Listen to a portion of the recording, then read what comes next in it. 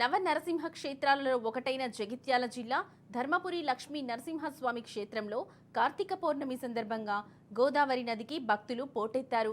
ఉదయం నుండే వేలాది మంది భక్తులు పవిత్ర గోదావరి నదిలో పుణ్యస్నానాలు ఆచరించి గోదావరి మాతకు ప్రత్యేక పూజలు నిర్వహించి కార్తీక దీపాలను వదిలారు. పెద్ద ఎత్తున భక్తులు రావడంతో గోదావరి నది కిక్కిరిసిపోయింది. కార్తీక శుద్ధ ఏకాదశి నుంచి మొదలుకొని పౌర్ణిమ వరకు ఈ 5 రోజులకు గాను పంచపర్వాలు అంటారు.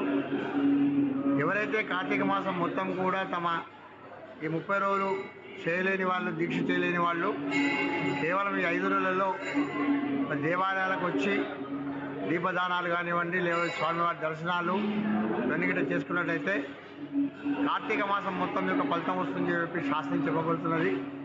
మరి ఇట్టి పంచపర్వాలు అనేటివి రేపటి నుండి ప్రారంభమవుతాయి.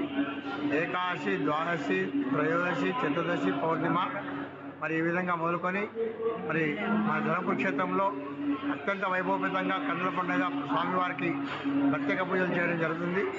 కావున భగవద్బంధువులు అందరూ కూడా స్వామిని దర్శించి తరించి లక్ష్మీనరసింహుని యొక్క సంపూర్ణమైన అనుగ్రహాన్ని పొందాలని మనం చేస్తున్నాం.